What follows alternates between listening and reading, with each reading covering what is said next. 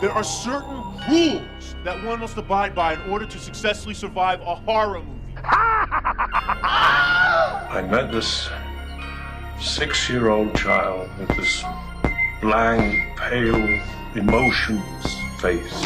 Hi, I'm Chucky. Wanna play?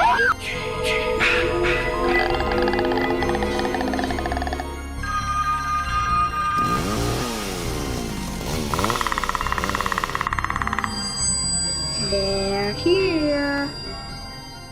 Welcome to the Horror Cut. Welcome to another episode of the Horror Cut. I'm your host as always, your co-host, Steg. And I'm still Gary. Still Gary. Still going strong. Still going strong. What's happening? You alright? Just about surviving this bloody heat. I'm a wee bit beetroot. Yeah, bit beetroot. Actually, I was going to suggest for today's episode, we should have actually caught some of the sun and done it in the cemetery that's next door. Oh, that's right. Is that a pet cemetery? It's not a pet cemetery, but that's a good clue Whoa! for what we're talking about today. Pet cemetery. Pet cemetery. So this is your choice. What's my choice, yeah? Why did you go for Pet Sematary? I don't know, I just thought this would be a nice little addition. I haven't watched it in a while. I love the book. The book's probably one of Stephen King's best works, in my opinion. Probably a lot of people's opinion as well. Yeah, so I've never read the book. I've actually not read a lot of Stephen King, to be honest. So it'll be great because you'll be able to bounce off that and talk about how it compares to the book as well. Mm-hmm. Yeah. Yep. So what was your thoughts the first time you remember seeing this one? Because that is quite old. And then how does that compare to your most recent viewing? 1989, wasn't it? Mm-hmm. So I was being 4. I think I maybe saw this film when I was maybe 9 or 10. Do remember loving it, and do remember being ridiculously creeped out through various parts of the film. But the big hitters in this film are the big hitters. The big hitters are a truck and Zelda. Zelda? Sister. Oh, yes. Yeah, actually, Zelda that should be its own film. Played by a man as well. I know. I mean, some points you can kind of tell it's a Oh, mask. aye, totally. But will we get into it then? Aye, let's do it. One of us needs to do the synopsis. I think it's maybe... Where is the coin of destiny? Heads or tails? Tails. Heads. So is that me? It's you, aye. Okay.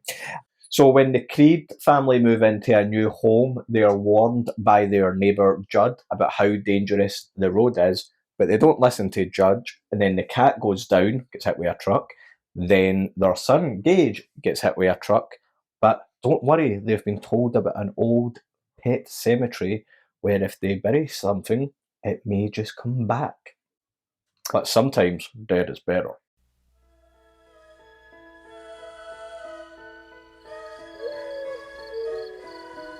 What is this place? I brought you here to bury Alan's cat. Daddy, is church alright? Why, Judd? I had my reasons. I dreamed he got hit by a car and you and Mr. Crandall buried him in the Pet Sematary. What did we do tonight, Judd? What we did, Lois, was a secret. May the Lord bless you and keep you. Has anyone ever buried a person up there? May the Lord make his face to shine upon you. You're thinking thoughts best not thought of. Daddy's gonna do something really bad. You're thinking of putting him up there. Don't deny the thought hadn't crossed your mind. Come back to me, Gage. Sometimes dead is better. Well, thank you for that spoiler-free synopsis breakdown there, Gary. Cheers. Yeah, welcome. I mean, you can't really do the synopsis of this without spoiling it. And you know what? We are a podcast that spoils things. That's true, aye. Fair enough. You know me. I love to try and work out the theme of a film. And you know what this movie's trying to say? Put up a fucking fence. So the only thing this is saying. That's what I'm saying. Put up a fence. No, I'm joking. That is good. I like it. They should put up a fence. They should put up a fence. speak to the local government and say, can you please put like a stop sign here or a slow down sign here? Because holy fucking shit. They move fast. Even Victor, who I don't think gets hit on their road, still gets hit with a truck. I think it's the only way to die in this film is via truck. Yeah. But honestly, like, Gage is nearly killed at the start. Judd warns them the road is dangerous, right? And then the cat dies. Put the fence up. End of movie. Roll credits. Done.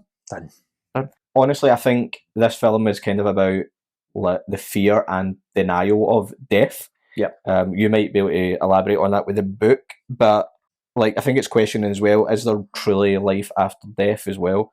So if you take away all the spoiler, but the raising of the dead stuff, you even have Rachel, who's the mum, telling Ellie, the daughter, at one point, there's no such thing as ghosts.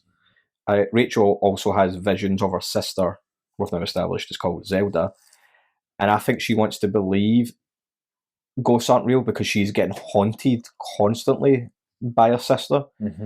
And this kind of relates back to the theme of death, because when she was young, she wanted her sister to die. She says that she was hoping for the death of a family member, and the rest of the family is grieving the death of a family member. So it's kind of the contrast of death there as well.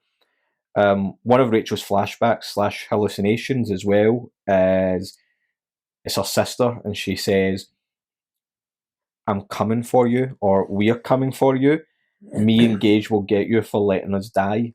So again, it's kind of that fear of death or responsibility as well. She's almost, I guess, you kind of haunted by death, you could say as well. It's a trauma. We've even got Judd's famous line, "Sometimes death is better," as well. So I think that's kind of what it is trying to say, but also just put up a fence. Put up a fence. Put up a fence. Have you got anything on that, or like does the book go into that a bit more with it? I mean, I think with the book, I mean, the book's all done in Lewis's perspective, third-person narrative, so you spend a lot of time with Lewis in his head. And the last time I read this book was about 10 years ago. I first read it when I was probably 18 or so. It's quite packed. I can't remember how many pages in it, maybe 700-800. Maybe it's a little bit shorter than it. But it's packed to the brim with grief, tampering with fate, what happens after we die, the inevitability of death, and kind of going through life having to deal with that. In typical King fashion, he writes characters that are just, fleshed out, real. He always loves that kind of trauma character, and he's got that with Rachel. But what's interesting about this is Lewis is a doctor who faces death, well, maybe not in this film, but actually he does in this film. He faces it straight away, right from the get-go. And it's his... It's sort of shown his descent into him not being able to save the things, first of all, that his daughter loves in church, and then having to explain to her what death is, and sort of seeing her fall apart. And it must, I mean, I'm not a dad, but I've got 5 nieces, so it's playing in that parents' emotions of explaining to their kids what death is. And even when a pet dies in a family, how it must be a bit of a milestone for a parent to be like, look, this is actually how life works. This is something that you just need to come to terms with. Which is interesting, again, with him being a doctor, how he descends into this madness and then tampering with fate, because he's in complete turmoil about what's happened. It's very, very smart for King to actually have him as being a doctor. And also, when Victor gets brought into the hospital and he has to deal with trying to save him and doesn't, but then Victor kind of wakes up and I can't remember the line. You might remember it. The soil is stone line. Yep, I've got it here somewhere. Is it the soil of a man's heart? It's like stone. Something. Yeah. What's interesting is he's not phased, because he's a doctor, he's not phased with the blood and the blood and the the operation, I guess, and things. He's fazed by the fact that Victor knows his name. Knows his name. Not even the fact that he's come back from the dead. How do you know my name? Then he says about the man's heart, the stone stuff, and then he's like, "But how do you know my name?" He asks it again, doesn't he? Yeah. Do you think Victor actually did come back, or do you think he's just seen that? Well, Victor in this, and I wonder if the listeners at home will agree, he kind of reminded me of Jack in American Werewolf in London, who kind of comes back and haunts David, but it's like he's haunting him, but he's basically telling him what he has to do to stop this. And it's kind of very similar with Victor here, but Victor's all over the shop. 1 minute he's with the dad, and then he's with the wife. But he's also then, we don't see this, but he's also obviously talking to the daughter because she knows him as Pascal. Aye. As well. Yeah. So I kind of think he is kind of a ghost, but you can't. So I don't think he's like standing there. I think it's like a vision, I guess, as you said. Okay. Yeah. On a side note, there's some religious elements that kind of tie in with like the death stuff and that as well. Of course, the cemetery is where we bury our dead as well. The cat is called Church, and I know it's Winston Churchill, but it's Church. And creed can mean faith or system of religious belief there as well. So creed, the doctrine, So I thought that was quite interesting as well. And I know I'm kind of going off topic here, but just when we were talking about Victor, how come everyone by the end ends up kind of psychic or can talk to dead people? Because there's nothing in the first half, but they can all talk to Victor in some way. Yeah, at one point as well, Ellie says that she has a dream that Church got hit by a car and that the dad and Judge buried him in the cemetery. So that also is kind of like a vision / premonition. I do love how the dad responds to that, right? Because he's like, it's just a silly dream. Meanwhile, he's having dreams going out to the cemetery with Victor, waking up with his feet covered in dirt. Yeah. But when the girl has a dream, he's like, it's just silly. I know.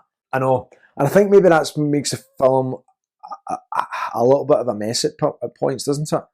I think over the years I've heard when I've kind of had those questions with regards to why people are like, psychic and stuff, and it's like some people have kind of went down and says it because these characters could have the shine from The Shining. I've heard that. 77 that was written. This is what 83 the book was written. King wrote The Dark Tower and The Gunslinger in 82, and everything is a part. Everything in King's universe goes back to in some way to The Dark Tower. So he might have been putting that stuff in there because that's his sort of overall arc to where he wants to. He essentially wants everything to tie into that, essentially down the line. Yeah, but I don't know. I don't think I have no idea. I watched the documentary. Well, I watched maybe half an hour of Unearthed and Untold Pet Sematary documentary. I watched that last night, but I didn't necessarily start to finish it, so I'm not actually. That wasn't mentioned in what I've seen so I have far. heard that though as well, but I don't know. And then you can also take the Shining film, and you've got the ancient Indian burial ground. You've got the ancient Indian burial ground in this as well. Maybe it's something to do with the Indian burial ground and The Shining. Maybe aye as well. Yeah, maybe. I mean, he wrote. Do you know the story about him writing the book? And no. He wrote the book. So this is the film is basically set. King lived there at one point in that. I think it was in that house or in that really, really close because it's in Bangor, Maine. Okay. So he was there writing, and he still lives in Maine to this day, and that's where a lot of his books are set. He was staying nearby, and then he found out about Pet Sematary. So the Pet Sematary actually is there. And then the incident on that road, when Gage dies, that almost happened to one of his kids, and he managed to just get him in time. Kind of like the same as Judd at the start. Yeah, exactly like Judd, yeah. And then that's when the whole idea of the film came to his head. So that's when he started, the book, I should say, sorry. So that's when he started writing. But in writing the book, he locked the book away for a while because he said it's too dark. No one should be reading this. And then eventually he was convinced to publish it. I have heard that half of it, the second half there. Yeah. And the book is pretty dark, Mhm. and it's probably my favourite King book, actually. It's weird, and maybe it ties in more to the book, but I do think it's weird that it's called Pet Sematary, because from what we see, really, there's only one pet that is buried and brought back that we see, but also it doesn't happen at Pet Sematary. It's beyond Pet Sematary, so the actual Pet Sematary isn't really in it that much. It's almost like, I don't know, like it's like calling the Amityville horror the road because like the stuff about the Pet Sematary is actually fine. There is nothing kind of haunted or scary. It's a place where, well, Judd says, because of all the traffic accidents, it's just a place where people bury their pets. It's what's beyond that is the scary stuff. Yeah. Maybe they should have called it Beyond the Pet Beyond Sematary. the Pet Sematary. That still sounds cool. Yeah. If I were asked to remake it again, that's what we're going with. Beyond the Pet Sematary. So I've got a point here, which is, why do people buy houses without seeing them first? Rachel hasn't seen the house yet. That happens quite a lot in some of these films where they pull up, and they go in. What do you think, honey? It's beautiful. Oh, I knew you'd like it. And you're like, you just bought a fucking house. You don't know what it fucking looks like. You've never been there before. What's that all about? I mean, all I'm going to say is, because then they would have noticed the road, or she would have noticed the road and went, there needs to be a fence. Needs to be a fence there. Exactly. However, if, like, say, a character maybe became rich suddenly or won the lottery and bought a house, that makes sense. Like, you might do, like, for your mum, here's a house I bought, or if you're just sitting in a wee one-bedroom apartment and you bought a house as a surprise, but not like, he's just spent their money. He's just spending their money. Spending their money. But have they moved there because of his job? Yeah.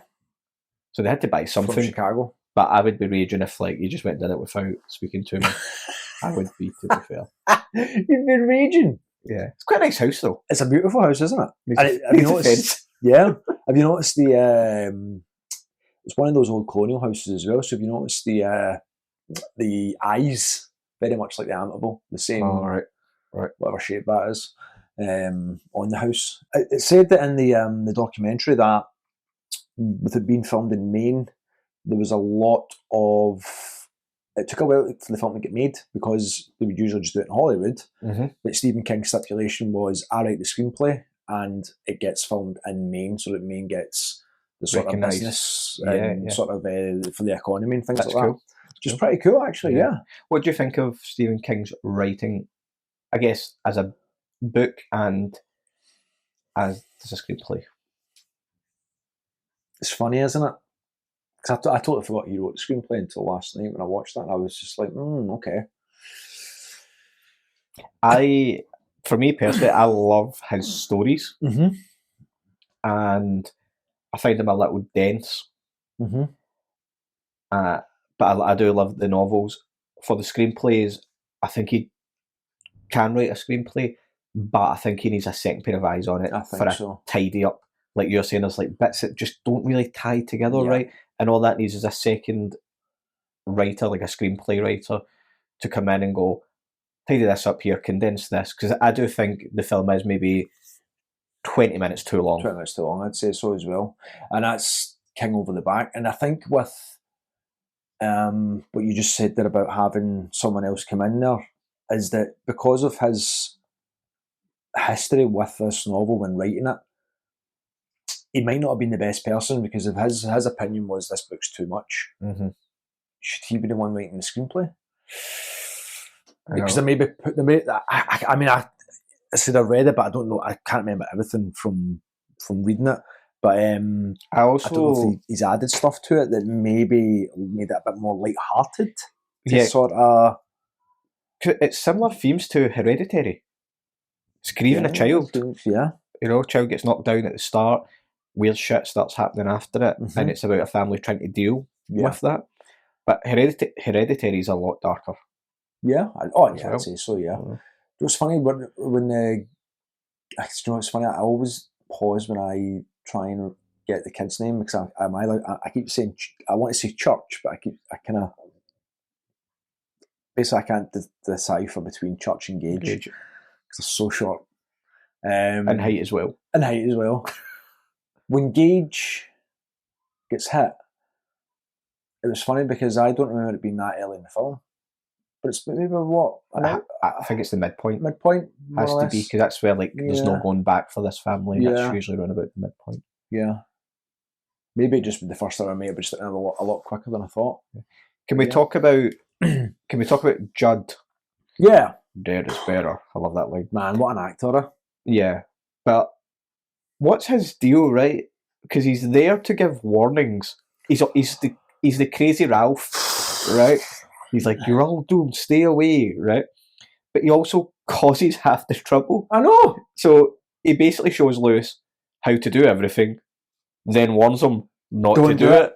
He tells him the road is dangerous, forgets to tell him to put up a fence. Actually, he could lead by example and put a fence up in his yard as well. Yeah. But the Creed family at the start, they ask about the path, and he says, and I quote, "It's a good story, good walk. I'll take you up there sometime." Right? Why are you taking him there? It's dangerous. Just say, stay away. It's doomed. It's doomed. He's taking them to Pet Sematary. He's taking them to the Pet Sematary, not the actual. Is it McMaid? McMaid? What's the name of the actual burial ground? Oh, I can't remember that. It's McMaid. I've got it written down here somewhere. McMaid, McMac burial ground. I don't know. Maybe I'm taking. I mean, listen. In the film, the set design for the cemetery is beautiful. Oh yeah. I've actually got a quick note on that, and I love how the cemetery, all the gravestones are in circles rather than like rows. You usually go to a cemetery, it's in rows, but it's in circles, and that reminds me almost like a crop field, which gives it that supernatural feel already, visually. So I really enjoyed that. There's in the film you see Stephen King's dog's burial. I can't remember the name of his dog, but there's a little thing for him because he did bury his dog in a pet cemetery. Right. When the dad has his Victor dream, Victor says the barrier was not meant to be crossed. Why does Judge take the cat there? He knows this shit because it happened to his dog. Yeah. So he knows that the cat's not going to come back right because it didn't with his dog. He also knows about, is it the military man that died at the bury? Oh yeah, Timmy or something? Yes. Yeah. So he just knows. And then after they bring the cat back, Judd says to Lewis, "Don't tell anyone we did this. It's your cat now." And it's like a warning. He knows what's coming, so why let it happen? One of his lines is, "So things come back a little differently." It's like, you can elaborate a wee bit more, Judd. Come on. It's like, no shit. And I just think this might be part of what we're talking about with Stephen King doing the screenplay. Yeah. Because someone else could point out, right, maybe Judd needs to become two different characters here. One, it's like a warning character, and then like one, it feels sympathetic because they find out another way. I just think he's the one that's like warning them, but then helping them carry out the actions. Don't do that. Oh, I'm helping you do that. It's like Crazy Ralph going, "You're doomed, stay away," and come on inside Camp Crystal Lake and be like, "Oh, you're doomed." Yeah. This is cabin 2. Well, here's a good example. At the start of Friday the 13th, one of the campers gets a lift at the start from just a random stranger, and then she gets picked off. She never makes it to camp. It's like making that person giving her the lift Crazy Ralph. I'll give you a lift here, and then I'll tell you you're analogy. doomed. Yeah. But yeah, do you think that because they're so close to the burial ground, that it's maybe some sort of hold that it's got on him, that it's making him? Because I guess you could say that everything that these characters do in the film is something, that film when you know you shouldn't do something, but you do it anyway. could it be that the characters have that weakness in them, that the whatever it is that's is it the Wendigo or something that kind of gets touched on in the book, and Right. I think in the remake as well, is it that spirit is alive and that the characters just have that weakness in them that it's easier for them to be manipulated in a way that's not obvious? Maybe. I mean, I don't know if that works with Judd, but there is. I'm sure there was a scene in it where Judd says that it's kind of his fault that Gage has been killed. That it wants them now, or something like that. He says something like it wants you. It's after you, or something like that. And on that note, it was a side note I had. But why does the kind of maid / housekeeper / babysitter hang herself? Yeah. Is that's never really explained, and she's complaining about like a sore stomach. That's right, yeah. As well, and it's never really explained in the film. No. Is it? Nothing in the book? Can you think? I can't remember, to be honest with you, yeah. It's just that was a little strange. Yeah, it's strange, because even Lewis does offer to look at it for her, and she's like, no, I'll go away. It always does. I wonder if that's some sort of hold that's making her feel sick, that then drives her to suicide. Kind of like, I won't spoil it in case anyone's not seen it yet, but kind of like The Omen. Mm-hmm. This is for you, Damien. Mm-hmm. Like, there's like a hold on her. Yeah. But yeah, it's a bit of a weird one. So you need to build a fence. Don't get to know your neighbour. Don't get to know your neighbour. Look at the house you're going to buy first. And make sure your housekeeper's healthy. Make sure your housekeeper's healthy. And don't live next to an Indian burial ground. Yeah. Wow. At least the house this time isn't built on the Indian burial ground. Yeah. That's a step forward. That's a step forward, yeah. Yeah. Just a few doors down. Talking about the score at the start, it's kept very, very similar to Amitable's.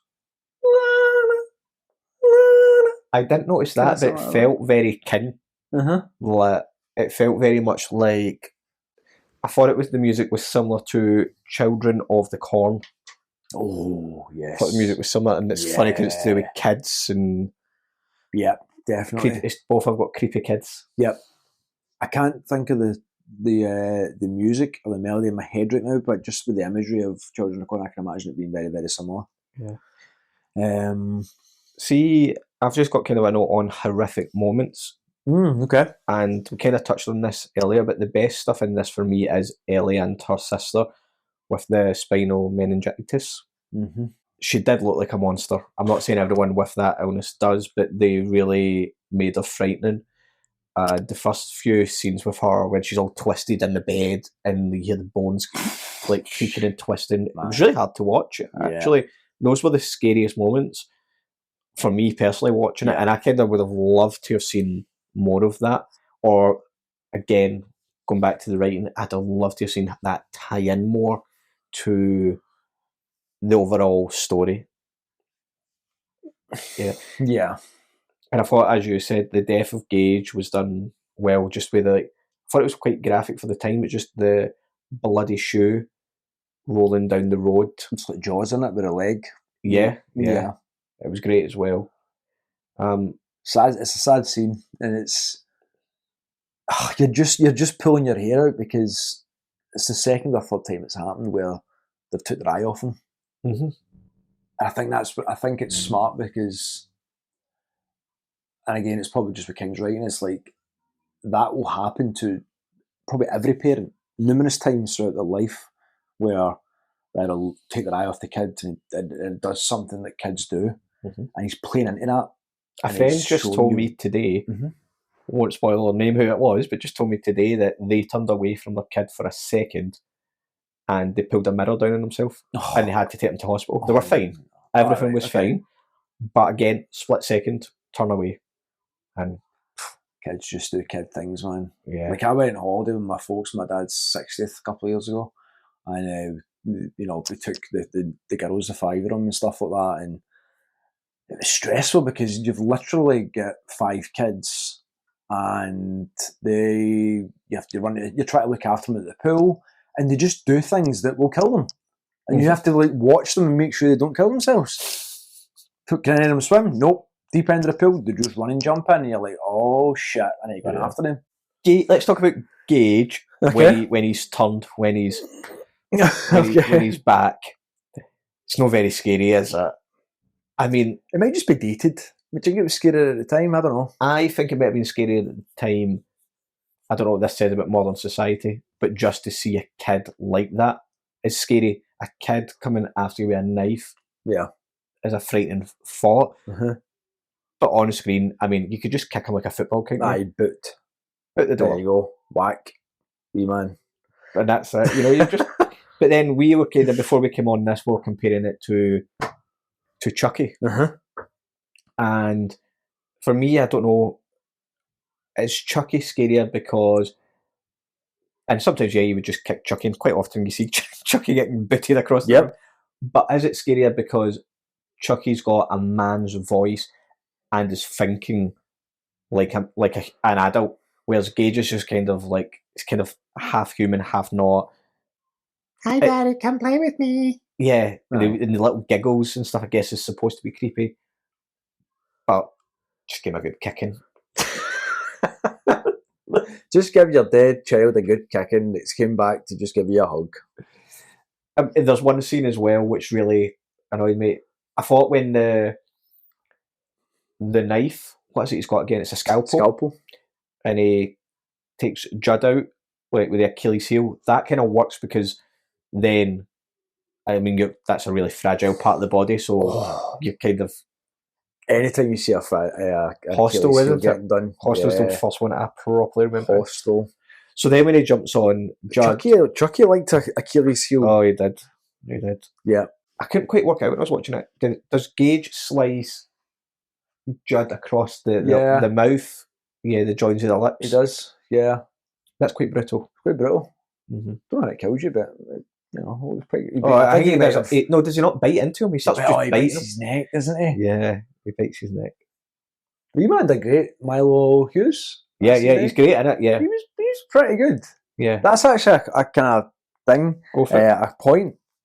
I think Ellie's the best actor at them all in this. The little girl. Oh, I don't know. Out of them all, but maybe Fred Gwynn. Yeah, but he's a different level. Elevated. Yeah, a lot of their performances for me. I don't know. I think Ellie was the one who seemed to be maybe. I think she was in it more. I don't know. I just maybe I don't think she had enough screen time. Okay. I thought Lewis had really good parts, and then other parts, like it was see Barry's Gage, or he's just about to bury Gage, and he's holding him, and I swear, man, he was forcing out a tear and couldn't get there, and things like that. But I'm like, maybe he's just not been given enough time. Yeah, because there's other parts where he's just looking, and it's like he's holding his own. Same with the mum. Yeah, I thought she was good at parts. Other parts, I'm just like, well, maybe you're right. Yeah, and again, that's probably down to the. I guess it comes down to numerous factors. It could be the direction. Could be the 80s. Could be just the 80s. It was just a different. Could be the 80s. Yeah. What else has Mary Lambert done? What else has she directed? Mega Python versus Gatoroid. Here we go. That's what we need to review next. I was going to say something else there. What do you think of the parents, like as in the grandparents? Because they blame Lewis for the death of Gage. They don't seem to like him very much. They don't seem to like Lewis very much, not Gage. They don't like Gage. They hate their grandson. But they don't seem to like Lewis very much. They don't seem to have respect for him. Like, I mean, he's a surgeon. He's a doctor, aye. As well. So I feel like, and obviously they left their daughter to look after their sick other daughter. Yeah. But I think she was 12 years old and they went out for dinner, and that's when she died. Yeah. Not very good parents. Nah, piss poor. And not very piss good poor parenting. kind of role models. But you kind of, the dad tries to he tries to, I wouldn't say redeem himself, he basically tries to apologise to Lewis at the airport. Lewis is just sort of still in his head and that. I mean, because I think this is actually quite a good few scenes. The granddad punches Lewis at Gage's funeral. Yeah. I mean, and knocks over the coffin. Yeah. I'm not surprised it's a close coffin after being hit with a truck either there. Yeah. Then later on, as you said, at the airport, the granddad tries to apologise. But from Lewis's point of view, one, why should he accept the apology? He made a scene at the funeral. Yeah. And two, he called him a murderer. And three, by this point, Lewis is like already in the mindset that he's going to resurrect Gage. And he's in this kind of trance zone, I guess. He's just like one direction as well. So I kind of get it from that point of view. Do you think the film, again, I don't know if this is down to the acting or, again, it could be the writing, it could be numerous things, but it could just be that it's slightly dated, but I can see the grief in the film, and I can see, especially, everything after Gage's funeral. But for me, there's something missing that I can't quite put my finger on it. Yeah, and this is where I think something like Hereditary might be doing a little bit of a better job there. I think this film maybe just has too much kind of going on then, and it's not tied together well. Like, you've got this family grieving the loss of a child. You've also got this kind of supernatural element with raising the dead. There's the history of the place with Judd's dog, Timmy, the guy that had to they burnt down his house, which is a nice foreshadowing of the house at the end getting burnt down as well. Good. Yeah. You've got the stuff with the flashbacks kind of with the mum's sister, but then somehow they're trying to tie that in because like it's weird that she's now seen flashes of her sister whenever it's going on with Gage. It's a little messy, and I think that's why it's just a little messy. And it's interesting because this film's it's not the short. How long is it? It's an hour and 45 or something like that. An hour and 45 minutes. So it's kind of maybe. Do you think? And that's funny because you said earlier the film's 20 minutes too long, but it's still got all those little loose ends to sort of tie up. I mean, the book is about maybe 600-700 pages, maybe more. So to fit that in an hour and a half is a lot. And for King to write the screenplay, knowing how the length of the book, could it have been longer? Should it have been longer? But just tightened up. Here's my quick way of me trying to tell the story, bearing in mind I've not read the book. I would start off with Timmy. I keep thinking of South Park. Timmy. It's Timmy though, isn't it? Is it Timmy? The guy who originally happened. Yeah. So I would actually start then and have Timmy getting chased along the street, kind of like Frankenstein's monster in the mob, and getting his house burnt down, but we don't understand why they're after him. Have his house burnt down. Go to present day. Family moves in. Judd saves Gage. Seen at the hospital with Victor. Comes home. Cat's been run over. Then you can because nothing happens between the cat getting run over really and coming back to Gage. Nothing really kind of happens in there. It's just a lot of family. The eyes of the cat. Throwing the rat, chucking the rat in the water room was quite funny. But that's kind of quite hilarious. It was good. But that's what cats do, right? So there's nothing actually freaky about that. Yeah. It's just a cat thing, I guess. Yeah. So I don't know. I would tighten that up there between the cat and Gage getting knocked down, and then before we know it, we're in the final act. I don't know. Yeah, it's funny you mentioned Frankenstein now. Apparently King wrote this with the three books and that he took inspiration from was Frankenstein, Dracula, Dr. Jekyll and Mr. Hyde. And also the Monkey Paw. I don't really see where Dracula comes into it. To be there. But maybe Lewis is supposed to be charismatic like Dracula. Can't remember now. My favourite scene in this film, though, is when Ellie is stressed. Lewis says to her, I'm going to get you a Valium. And then she That's turns right. around. She turns around and goes, I don't take any. And he just points at it and goes, tonight, you do. Tonight you do. I love the 80s. Yeah, man. And there's another line in the film where when Rachel is trying to call. Sorry, Lewis- Rachel. Is it Rachel the mum? Yep. Yeah, so he's not giving his daughter Ellie Valium. I got the wrong person there. Giving the kid Valley. So yeah, when Rachel's trying to call from Chicago, Lewis isn't answering the phone. Mm-hmm. I think at this point, Rachel's had the vision from Pascal's kind of there, isn't he? Yeah. So she knows something's happening. She tries to call him, and the parents are in the background, the grandparents, and the the wife says, "Oh, he's probably out having a hamburger or a chicken dinner. You know how men are when they're alone." They're like, "What the fuck? The man's just lost his kid." And he's not allowed the chicken dinner. I know, you're just like, he could be out of a chicken dinner. More like he might be out getting absolutely rip-roaring drunk. Yeah. Because it just doesn't make any sense. You're like, what?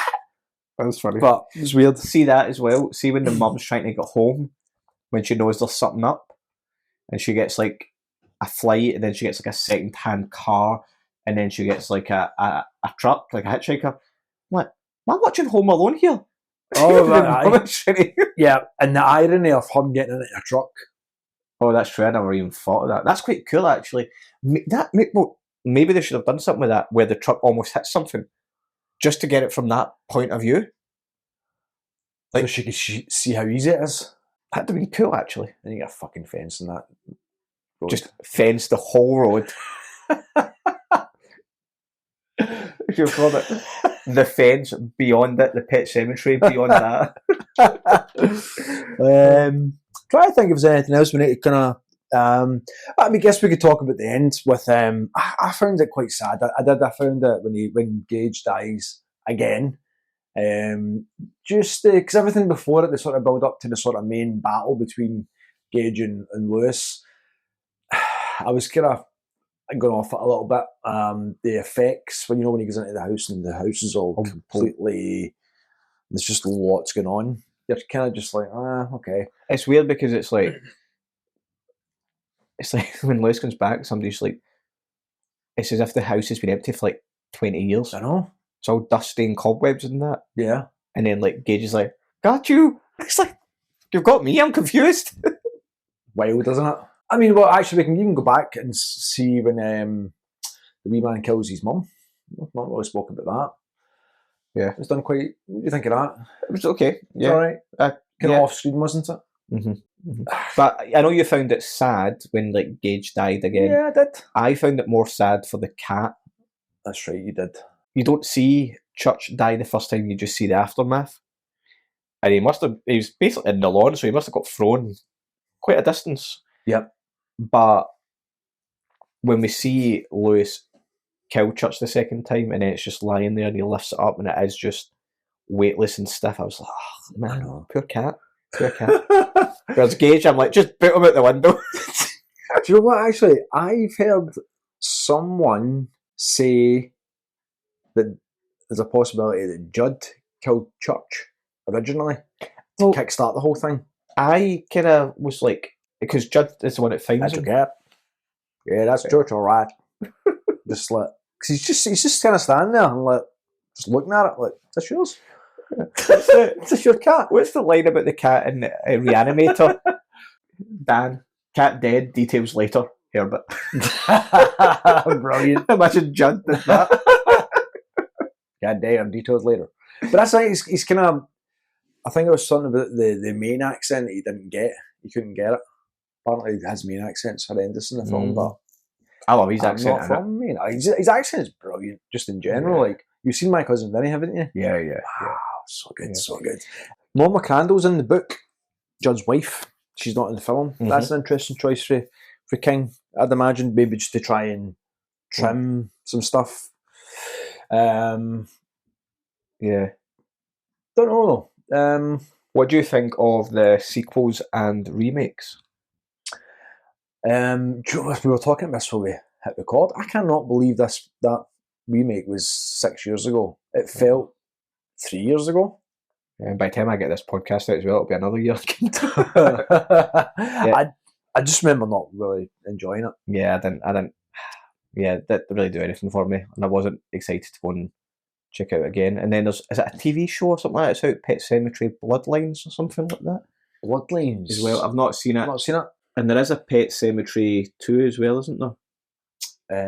Last 2 years ago, Yeah. Pet Sematary Bloodlines. It's another film, actually. 2 years ago.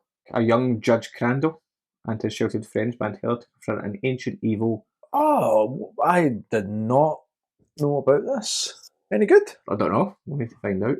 But maybe we'll have to. Maybe worth checking out, yeah. I remember I seen in Pet Sematary 2 or 3, I can't remember which one, but there was a guy who gets killed by someone lifts a motorbike and just starts revving it, so the wheel starts spinning, and they just kind of put the wheel over the guy's face. It was pretty cool. I think he comes back as a ghost. On that note, Graham Ray says, went to see Pet Sematary at the Edinburgh International Film Festival the year it came out. Myself and a friend were called sick bastards for applauding the scene where Gage is hit by a truck. Graham Ray, you are one sick bastard. I mean, I would maybe applaud it was done well, although, see, after it gets hit, the truck is teetotaled. Truck is teetotaled? What happened to the truck driver? Did he live? And maybe Gage is the Terminator. Fucking hell. What? Just made of metal. Truck goes into him, doesn't do anything. You would maybe think that because he's so small, he's probably been under. Mm-hmm. I think also the truck's maybe hit the brakes and it's like spun out of control and stuff like that as well. Our brother got hit with a bus when he was 7, and my brother was very small at that age as well. And luckily he didn't go under it, because if he did, that would have been him. He just managed to the bus managed to hit the brakes, and then it managed to just hit him and send him flying. Luckily didn't go under. Sorry, I'm sitting here with a smile Gary's sitting here like trying not to laugh. The reason for it is because we spoke about it on Final Destination, and we spoke about how the character didn't see it coming and near the your brother. And that's still stuck in my head. So I'm not laughing at your brother getting hit with a bus. So, before about Rachel coming back, what do you think of that? Rachel coming back at the end? Mm-hmm. I thought that was interesting. I thought it was done quite well. It gave me kind of Candyman vibes, the end of Candyman. Yeah. I thought it was really interesting, actually, because it's kind of like an erotic ending, but it's just a love for each other. He sees his wife, has this smile on his face that she's there, but we don't see her face yet. And then as the camera turns round, half her face is missing. It kind of looks like, spoilers for Breaking Bad here, 5, 4, 3, 2, 1, Gus Fring. Mm-hmm. After he gets exploded, I was going to say. Yeah, after the explosion. Yeah. So it kind of looks like that, but he doesn't care. He's so in love with his wife that he just starts winching the face off of her as the blood is running out her eye. That's like a brown, gunky, watery shit. Kind of, don't know, like Candyman kind of vibe, but also a bit like Hellraiser, as well. There, the love almost goes beyond the blood and punishment or something like that. And it just ties up the whole, trying to play God to control, not allowing the natural law of things, because that's right away. He literally takes, once the nightmare is over, he takes her body and says to Victor, "No, I can do it this time because Gage was a couple of days. He'd been dead. She's just died, so this time it'll work." And you're just like, he's not learned anything. He's not learned anything. No. Yeah. Well, so out of 5 trucks, you bet me to it. Or I could go even sicker. Out of, I'm going to give it 3 out of 5 baby trainers. Oh no, that's sick. That's fucked up. What would you give it? I'm giving it 3. It doesn't hold up for the time, by the way, but I think it's saying a lot to do a lot, and the film is a lot of fun. You almost, the fact it's the 80s as well, there's more enjoyment out of an old 80s film that I think if you've never seen it and you appreciate that it's an old film and some of the acting's a bit off, you have fun with it. I think that's something I've not really touched on, is that it is fun, and maybe that's Victor's a lot of fun in it. yeah. Like, is this like It's walking, fucking weird character, man. walking Just- cops? Just yeah. He does some crazy eye movements. Some Also- facial expressions are. on Victor. There's a scene where Rachel's trying to rent the second-hand car, and he basically starts saying lines that the receptionist of the car dealership then says he's Yeah. making her say these lines, Yeah, so he can almost mind control, which is kind of Carrie. yeah. No, it's not Carrie. Carrie's like more moving objects. It's more like Professor Xavier or something. Some X-Men shit. Yeah, maybe that's the thing. Is like, if you were, I think it's difficult to do a Stephen King adaptation. Guys have done it. You know, Derebrant's done it with The Green Mile and The Shawshank. They're fantastic films. Those are 3 hour long films though, so you kind of maybe need that. But with here as King's, I think he's trying to make this film not as dark as the book. Does that go against? Is that a good thing and a bad thing? I'll leave it up to the listeners to decide. But what are you giving out of 5? Yeah, I'll go with. I think I'll go with 3 as well, because it is fun. And I love Fred Gwynn, man. Fred Gwynn, Yeah. just him sitting in that porch with those Marlboros and those Budweisers. You're like, Sit and listen to him all day because Yeah. he's just got such a unique voice as well. yeah, And it looks so easy, like for him to act. yeah. And I think when you read the book as well, you'll have his voice in your ear when you're reading. Yeah. There's the audiobook that's on Spotify. Fred Gwynn, Judd Crandall's voiced by is it Michael C. Hall. Okay, Dexter. I think so. Yeah, Does he do it in the same sort of voice? it's not as deep. That is deep. Yeah, It's not as deep. it's interesting. So then, actually, we can even say, should Gary listen to the audiobook or should he read it? I don't do audiobooks. I prefer to read. Good man. I'm a book type guy. Good man. Cool. Well, before we head off, what's your creative recommendation? My creative recommendation is Punk Rocket Elite Creations. Basically, I have this large flask, and these guys here put really, really cool horror images on them, artwork. So I'll upload one to the page so you get to see it. Mine's is Scream, and it's pretty cool. It's got Billy Stu and Sydney and Ghostface on it. Yeah, We'll put a link Check them out. in the show notes to the business as well. So it's an independent business who's just creating really cool horror art plus lots more as well. So yeah. My creative recommendation is an old one. It's an old film, but it ties in really nicely to the film we just watched. And if you haven't seen it, check it out. I actually put it a little bit above Pet Sematary, but it is Stephen King. It is to do with an animal. Stephen, can you guess it? Cujo. If you've not seen Cujo, it's a great little film as well.